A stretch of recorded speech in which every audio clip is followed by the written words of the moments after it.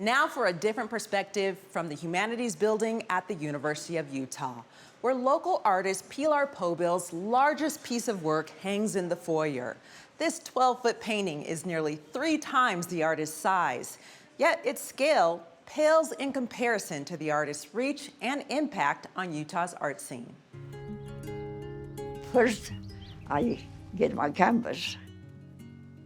You put colors in the background. You want to do sky or something. The one idea that you have first bring you another idea, an idea. And you are never totally sure of what the painting is going to be like. Could be a disaster, you know. Everything has a story. I was born from the sea with a paintbrush in my hand. My Spanish name is Pilar Pobil, and that is how I sign my paintings.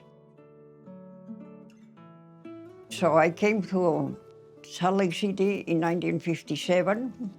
I consider home this house. You know, most of my life has been here, and my 3 children were born here, and my husband was from here. It's a place where people can come and see and experience art and have fun. And there isn't that wall between being the viewer and being the artist.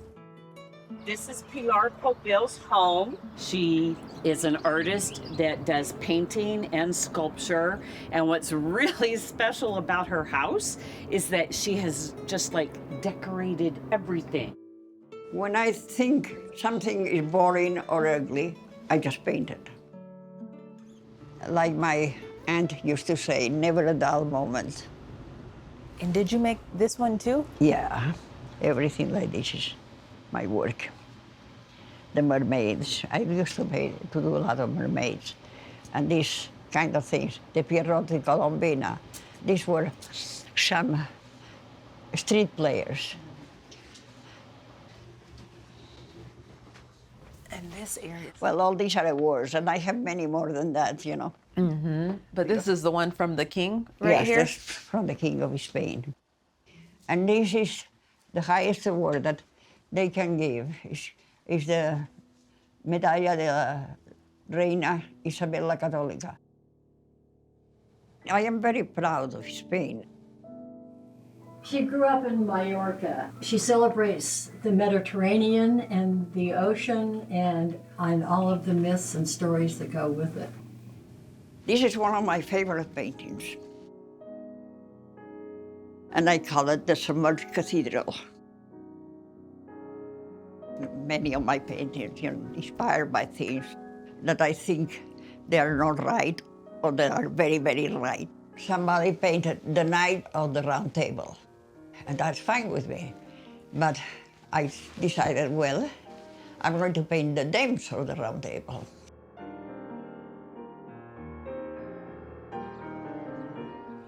She gets up every morning and comes downstairs, has her coffee, comes out in the garden, does some work here, goes in and paints. It's such an example. She just doesn't give up, ever.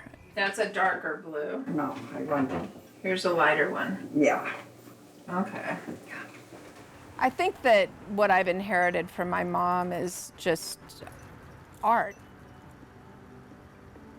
A lot of people have said that my music and Mom's art are sort of symbiotic.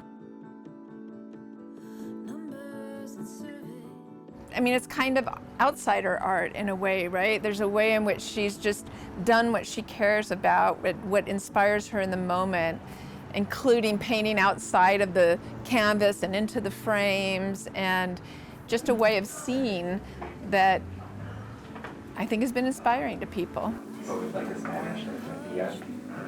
It's beautiful. I always have wanted to do my art the way that it comes out of me. And so I bought books for me to read, and I learned from that. This is a painting that I decided to do because there are so many people here. They don't like certain kind of people. I call this painting The Colors of Change. because everybody should be appreciated for what they are. I believe in democracy. I believe in people are supposed to be treated equally. I come from Spain. When we had the Civil War, I was 9 years old, and they killed my father. Murdered with 40 of his officers when I was 9 years old. And I adored him, you know, and it was a terrible thing.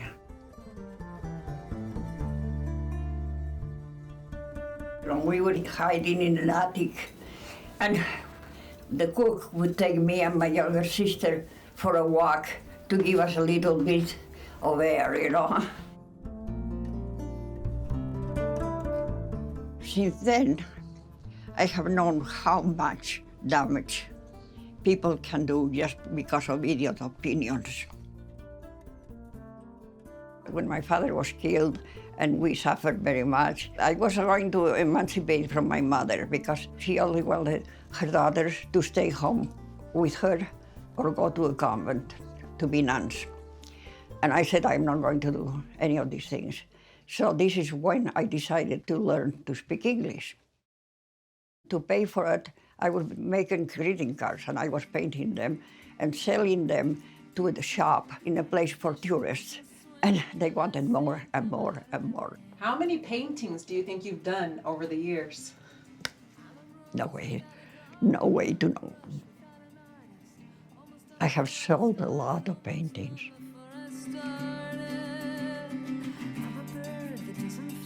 I heard you earlier talking about, did art in some ways save her from the tragedy of her early life? And I think so. Thank you. One of the biggest impacts has been Art in the Garden. It's shared the space with a lot of artists who've had the chance to show to big audiences, but it's also a very democratic event. We have done some scholarships at the University of Utah, you know. Pilar, for years, has invited school children into her home. She wants them to know that she came from another country and she was able to create beauty, and they have beauty in their souls as well. It has been a challenge, you know, all these house and things, but I have enjoyed life doing it, you know. I'm very happy. It was going to be called the Burial Chamber, but then I changed it because what it is not a burial chamber, it is a celebration of life. This painting is my son. He died at the beginning of COVID. It has my father's sword. It had photographs of my father. I had books that my father bought to me that have, even now, they inspire some of my paintings. I hope they remember that I have a sense of humor, that I am a good worker, and that I love people who fight for themselves, you know, because all my life I tried to do the best I could. I feel like I have been a very lucky person, you know, to be able to spend my life like that, you know, and to help so many other artists to do it too.